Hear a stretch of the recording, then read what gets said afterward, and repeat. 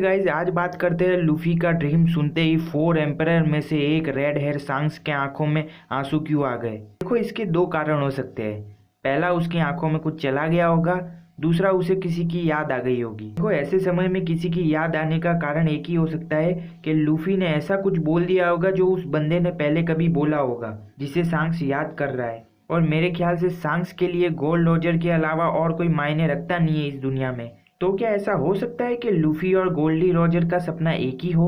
देखो ये पक्का है कि गोल्ड रोजर ने अपना सपना सांग्स को जरूर बताया होगा। वही सपना लूफी के मुंह से सुन के शायद उसे आंसू आ गए हो। भाई साहब ऐसा हो सकता है, नहीं ऐसा ही हुआ होगा क्योंकि भाई साहब इसके हिंट पहले ही दे दिए गए हैं हमें। कहाँ तो आओ मैं तुमको बताता हूँ। याद करो यमतो और एस के बीच की वो वार्तालाप जो वानो में हुई थी, जहाँ गलती से अपने एस भैया ने यमतो को लूफी का सपना बता दिया था और फिर ये हुआ था। それだけが俺の生きた証になる。世界中の奴らが俺の存在。噂も真実味が増す。たどり着けば名実ともに俺たちは世界一の。そうか。よーし。そうさ。そしたら。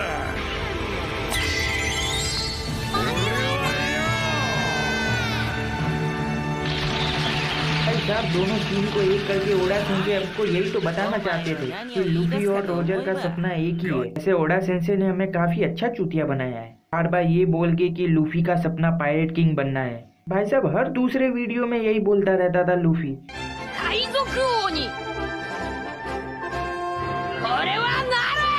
ऐसे अपने लूफी ने ये कभी नहीं कहा कि ये उसका सपना है, उसने ये कहा है कि पायरेट किंग तो वही बनेगा। इस हिसाब से अगर ये सच है तो सांग्स का लूफी के लिए हाथ गंवाना अब सेंस बनाता है।